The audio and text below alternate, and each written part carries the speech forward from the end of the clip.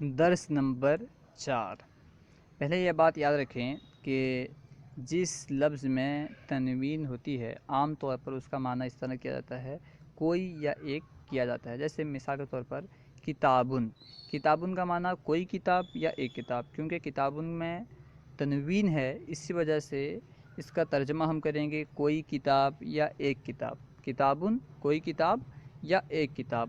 لیکن جب ہم کتابن پر الف لام داخل کریں گے تو کتابن کے آخر میں جو تنوین آ رہی تھی، دو پیش آ رہے تھے، تو وہ تنوین نہیں آئے گی بلکہ ایک ضمہ رہے گا، یعنی جہاں پہ بھی جس بھی لفظ میں الف لام داخل ہوں اس کے آخر میں تنوین نہیں آئے گی، بس ایک زبر یا ایک زیر یا ایک پیش آئے گا، جو جگہ جس جگہ میں پیش آنے چاہیے تو وہاں پیش ہوگا، اور جہاں پہ فتحہ آنا چاہیے، جہاں پہ کسرہ آنا چاہیے وہاں پہ فتحہ یا کسرہ ہوگا۔ لیکن تنوین کے ساتھ الف لام نہیں آ سکتا، الف لام اور تنوین دونوں ایک ساتھ نہیں آ سکتے۔ کتابن، اور اس کے بعد دیکھیں جب کتابن میں الف لام داخل کیا گیا تو الکتابو ہوا، الکتابن نہیں رہا، الکتابو ہوا۔ کیونکہ اس میں الف لام داخل کیا گیا، اور الف لام داخل کرنے کی صورت میں تنوین باقی نہیں رہتی۔ اگر تنوین ہوگی تو الف لام نہیں ہوگا، اگر الف لام ہوگا تو تنوین نہیں ہوگی۔ پہلی مثال میں کتابن میں تنوین ہے، الف لام نہیں ہے۔ دوسری مثال میں الکتابو میں الف لام ہے، تنوین نہیں ہے۔ تو آئیے شروع کرتے ہیں۔ کتابن کا معنی ہے کوئی کتاب، الکتابو کتاب، الکتابو کتاب۔ قرآن، قرآن کا معنی ہے کوئی قرآن، یا ایک قرآن بھی کہہ سکتے ہیں، کوئی قرآن، ایک قرآن، قرآن کوئی قرآن، القرآن قرآن، القرآن قرآن۔ درس کوئی درس، الدرس درس، الدرس درس، یعنی تنوین کے ساتھ جو ہوگی اس کا معنی ہوگا کوئی یا ایک، لیکن جو الف لام کے ساتھ ہوگا جو لفظ، اس کا ترجمہ صرف ایسے ہی ہوگا جس میں وہ لفظ جس میں الف لام داخل ہوا ہے اس کا جو معنی ہے وہی معنی کیا جائے گا، اس میں کوئی یا ایک کا اضافہ نہیں کیا جائے گا۔ جیسے درسن، درسن کا معنی کوئی سبق یا ایک سبق، الدرس سبق، الدرس سبق۔ الدرس میں کوئی سبق یا ایک سبق اس طرح نہیں کہیں گے، مطلق کہیں گے سبق، الدرس سبق۔ دین کوئی دن یا ایک دن، دین کوئی دن یا ایک دن۔ الدین دین، الدین دین۔ بیتن کوئی گھر یا ایک گھر، بیتن کوئی گھر یا ایک گھر۔ البیت گھر، البیت گھر۔ بیت کا معنی ہوتا ہے گھر۔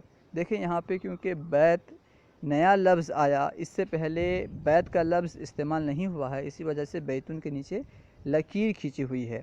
بیتن کوئی گھر، البیت گھر، البیت گھر۔ نیچے دیکھیں انہی الفاظ کو استعمال کیے گئے ہیں، الف لام کے ساتھ الفاظ استعمال کیے گئے ہیں۔ البیت یعنی گھر، البیت کا معنی کیا ہے؟ گھر۔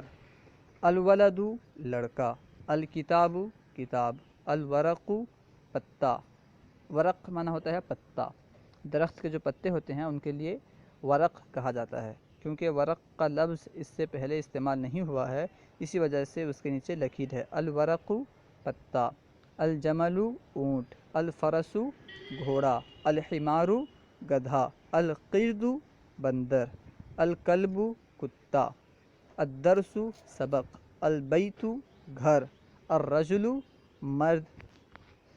پڑھو لکھو، یہاں پہ جو نیچے الفاظ دے رہے ہیں، جو الفاظ لکھے ہیں ان کے بارے میں فرما رہے ہیں کہ انہیں پڑھنا بھی ہے، کیونکہ یہاں پہ اعراب نہیں ہے۔ آپ کو پڑھنا ہے، کیا پڑھنا ہے؟ اعراب انہوں نے نہیں لگایا، آپ کس طرح پڑھیں گے، کیا پڑھیں گے؟